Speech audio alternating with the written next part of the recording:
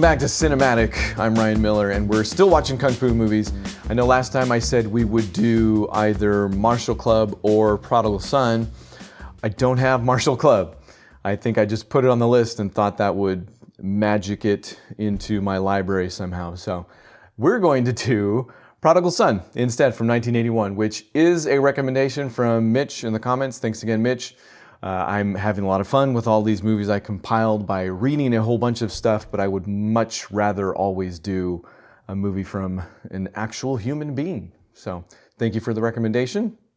Also, it's kind of a win-win because it is another Yuen Biao film, which I believe that's why you recommended this, was because it was your favorite Yuen Biao movie. So when I was looking for more with Yuen Biao, this was at the top of that list. So it's also directed by Sammo Hung, who's often at the top of my list. So kind of 2 for 2 as far as that goes. So the last movie we did from Sammo Hung was Enter the Fat Dragon in 1978. He was in The Magnificent Butcher, but that was directed by Yen Wu-ping. So this is about 3 years and 5-ish movies later for him. And I say 5-ish because I think there was something on there that's like uncredited or co-directed or something like that. So go have your fun with IMDb. But before we get too far into the movie, I went down a different rabbit hole. So everything we've seen so far is basically, most of what we've seen so far is basically Hung Ga. And I'll talk about why when I talk about the difference between that and Wing Chun, which is what this movie was, Prodigal Son, and is the first Wing Chun movie I've done for this series. So I'm out of my depth with all this, but kind of what else is new. But in reading about it, it really tied some things together that I thought were intensely fascinating for somebody like me. So non-history nerds, maybe you can skip ahead, I don't know. But the way Hung Ga came about, or at least how the story goes, because some of this is always up for interpretation. There wasn't a great, let's say, written record, over time. It was also mostly an oral tradition, and as we'll talk about a little bit later, when it came to martial arts, especially in this time period, it was a rebellious act. So a lot of it was done in secret, not a whole bunch of, let's say, records were being kept about it for obvious reasons. So the way Hung Ga came about was because a Shaolin monk by the name of Jisin Sim Si basically started sheltering rebels within the Shaolin temple, and they're instructing them in the martial arts. And if you're wondering why the Manchus often show up as some of the bad guys in these movies, this is why. They were the occupying class, the ruling class at the time, so they were the ones they were hiding from. That particular Shaolin temple was burned down, so they fled south with a number of students, one of which was Hung Haigung, and their continued training in the South in what became known as the 5 Southern Shaolin styles, of which Hung Ga was one. I'm making this sound far more cleaner than it is. There's, even within each discipline, there's kind of several splinters, and none of it was systematized at this point. Why Wang Fei Hung is someone you often hear about is because when he came along, he took what was the predominant style of Hung Ga at the time and systematized it. So that's kind of where his legend was born in a way. And he would go on to teach Lam Ching-ying, which was the character that Sammo played in The Magnificent Butcher. He would go on to teach Lao Zham, who would go on to literally instruct Lau Kar-lung. So the director we've been talking about. So he has the literal lineage, and lineage is a huge thing when it comes to these martial arts we're going to be talking about. And beyond being a director, he had schools. Like, he literally carried on the tradition. In fact, I believe is still being carried on today. Like, some of his lineage, his schools are still out there. So when his movies hit, basically Hung Ga was everywhere. That's why we're talking about these movies and Hung Ga, is because in his movies it was predominantly Hung Ga. And yes, movie Hung Ga to some extent, there's that too you should keep in mind. But when it comes to Prodigal Son, what we're basically looking at was Sammo and team, so Yuen Biao and Lam Ching-ying, who we're going to talk some more about also. They wanted to see if they could make Wing Chun work on camera. And I guess it was this and another movie called Warriors 2. So I don't know how successful they were in Warriors 2. Spoiler alert, they were very successful in The Prodigal Son, I'm going to say. But Wing Chun as a style, I guess, did get lost somewhere along the way. It is also a Southern style, but its exact lineage is a little bit murkier. When it really picks up again is with Ip Man. If you've heard that name before or seen those movies before, that's why, okay. He had a very famous student that we also know Sammo was a big fan of, named Bruce Lee. So that's where some of that comes from. And I didn't read that anywhere outright. You know, I didn't read anything that was like, because Sammo liked Bruce Lee so much, he wanted to see if he could make Wing Chun work on camera. I'm kind of assuming that was the case, although also knowing Sammo and the multidisciplinarian that he is, I'm sure he was versed in more than just the Ip Man lineage of Wing Chun even. So this is our first Wing Chun movie, I guess is what I'm trying to say. And it does star Yuen Biao. He calls it his second film somehow, and I don't know if that's because he's forgetting either Knockabout or Dreadnought, which we watched, because he also worked on 65 movies before this one, but it was mostly behind the scenes. So maybe when he says second film, he's talking about second with more of a lead role, which again, I think would probably be his third. So why he's so good in these movies that I'm seeing is probably because of those 65 movies he did beforehand, where he was working behind the scenes, training, coaching, and doubling a lot. Obviously, he famously doubled Bruce Lee on more than one occasion, of which I believe we've talked about in Game of Death, but should talk about any of the other instances where he did that, honestly. But in Prodigal Son, Yuen Biao plays Lam Ching, who is a street brawler. In fact, widely known as the best street brawler in town, except it turns out that he's just a rich kid's son whose father has paid off not only his instructors, but all of his enemies to basically lose to him. So he thinks he's really good, he's not, and this keeps going on until he meets the head of a theater troupe played by Lam Ching-ying, who has his own story to tell. He is as well-versed. In fact, I looked it up, counted it off. He has one more movie under his belt, one more credit under his belt, at least, than Yuen Biao at this point. So still 60 plus, where he's kind of been working his way up the ranks. He was apparently adopted by Bruce Lee as well at some point and became one of his kind of right-hand man, and then would basically go on to do the same for Sammo. So he's been around the block more than a few times. We've actually already seen him in Magnificent Butcher, Enter the Fat Dragon, Game of Death, Spiritual Boxer even. He's somewhere in A Touch of Zen. I don't know where exactly, but again, working his way up to bigger and bigger roles, it seems like, until Prodigal Son, which I think might be his biggest role yet, actually. I might be wrong on that one, but it's certainly the biggest we've seen him in so far, if you've been following along with all of these movies. It wasn't his breakout movie, so to speak, just yet. That would come, I believe, 4 years later with a movie called Mr. Vampire, which I don't think I've talked about yet, but Sammo was also instrumental in kind of launching the Jiangxi genre, which I guess was the Chinese jumping vampire. It sounds like more of a mix between zombies and vampire as it goes. I haven't seen the movie itself, so I couldn't tell you exactly, but I haven't also decided if I were going to watch that for this series yet either. But no surprise that Lam Ching-ying knows his stuff, has been around the block. In fact, that team of Sammo, Yuen Biao, and Lam Ching-ying were the first to win the Hong Kong Film Award for Best Action Choreography for The Prodigal Son, something that would go on to be kind of this was the first year it was given out, but it would go on to be a pretty prestigious thing. In fact, if you look it up online, I think, pretty sure they're still giving it out, and there's like a running tally between like Sammo and Jackie and some other high-tier choreographers, like who's won the most and stuff like that. So in Prodigal Son, the story goes that eventually, Yuen Biao is outed, or his character Shang is outed as obviously not knowing any kung fu because he's been coddled by his trainers and his masters at the behest of his rich father. So, who outs him is Lam Ching-ying's character, the head of this theater troupe, Lang Yi Tai, who is another real-life person, by the way. There's not as much on him out there as there is for like Lam Sai-wing or Wang Fei-hung, obviously. So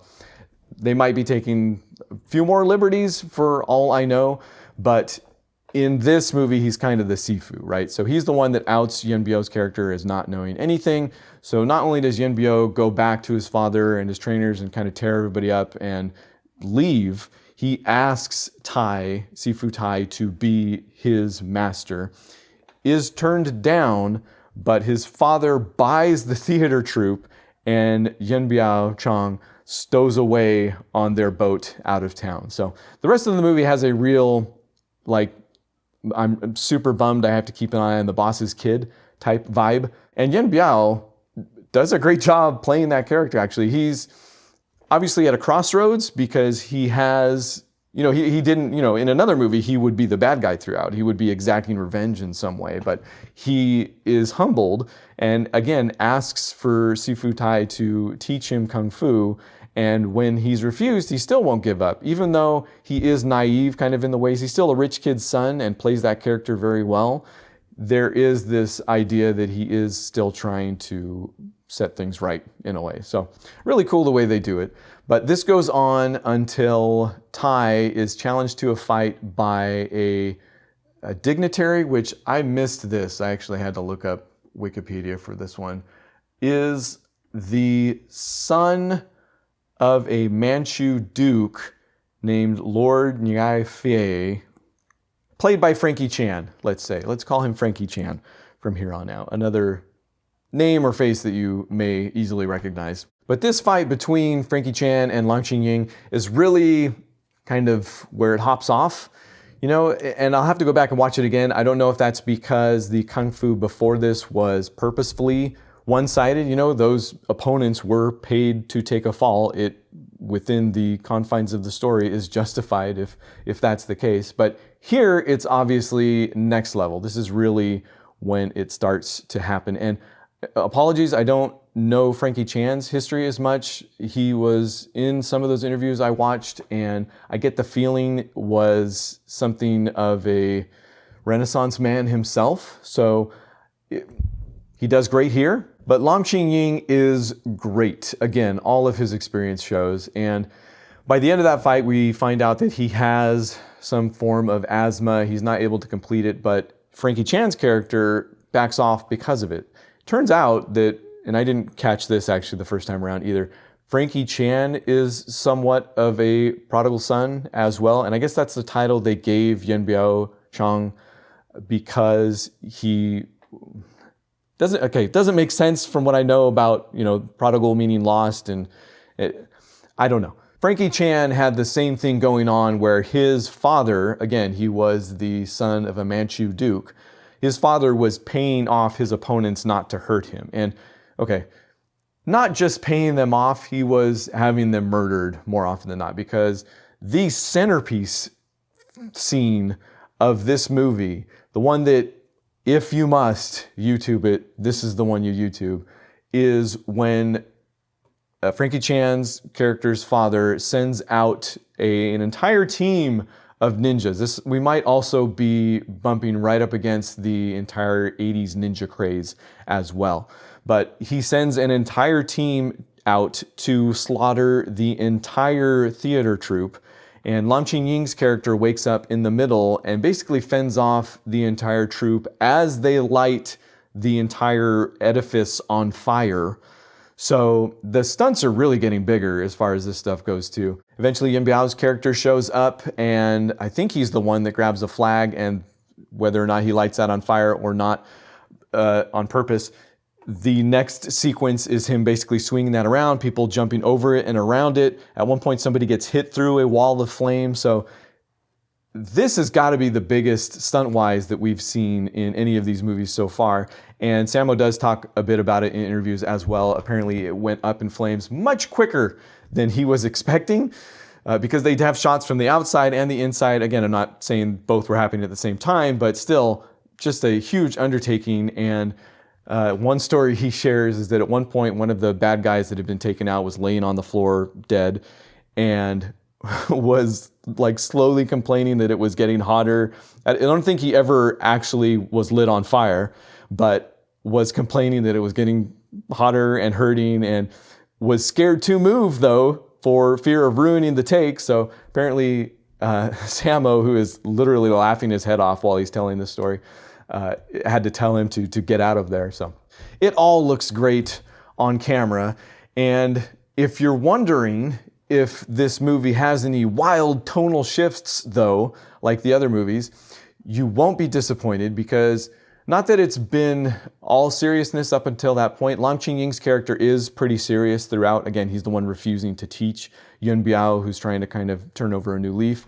But this very serious scene of like theater people's throats getting slashed and ninjas fighting through fire is right up against Sammo. Sammo is in this film eventually, as it turns out, and I didn't get this the first time around either, Ty's brother, Lam Ching-ying's character's brother, who is much less serious than Ty. And in being introduced, he has this entire calligraphy scene. It's all choreographed as well, but he's like falling, and slapsticking his way around the place. And it's great, and it's funny, and I laugh, but it's right up against that, everybody getting their throat slashed. So another one of those that you'll probably be benefited from kind of taking the vignette approach to viewing. But at Sammo's place is where the training montage happens, basically. So Sammo gets on Ty. I'm so bad with character. Sammo's character gets on Lam Ching-ying's character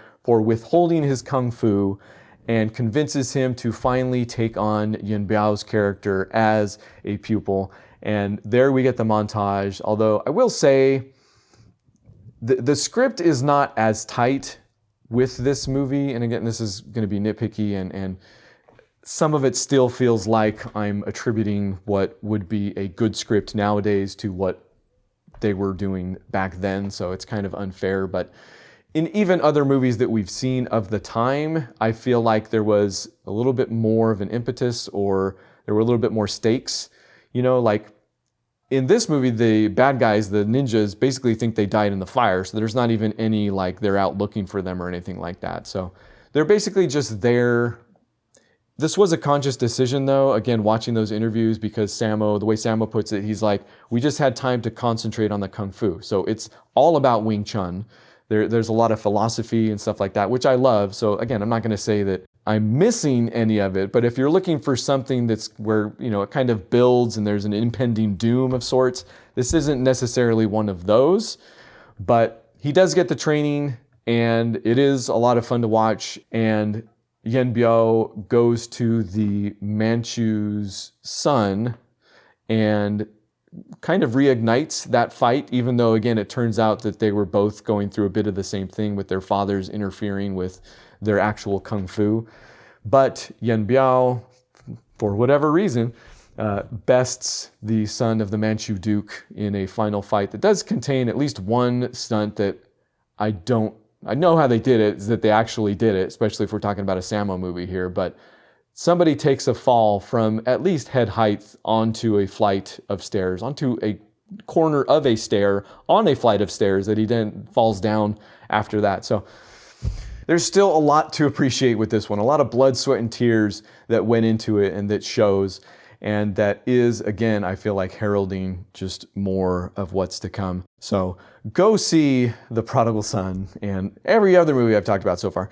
And then come back for what could be Shaolin Temple next week, a 1982 film, I believe, right? Yes, 1982, directed by Chung Yam-yim, which I don't know that I have another one of his movies on the list or that I've heard of before or after. So it'll be interesting. I don't have any notes on how this made it to my list. So there's going to be lots of Wikipedia going on. So come back for that. There's a small chance I'll go back to Martial Club or even Knockabout at some point, which was another Yuen Biao feature. But again, I'm barreling towards what is probably Project A. In some sense, that is, I believe, the first of the Three Dragons movies, and kind of where things really started to hop off in terms of what I remember when it comes to Hong Kong action, but we'll see. Lots of things in store for this series and for the channel in general. Number one, I want to have more people around. So maybe in lieu of actually leaving this spot once in a while, I'm going to bring other people into it. So thanks for hanging out. As always, for this, you can go to Patreon to make it happen all that much more often. That's patreon.com/Ryan_runs_, where you too can become one of these people.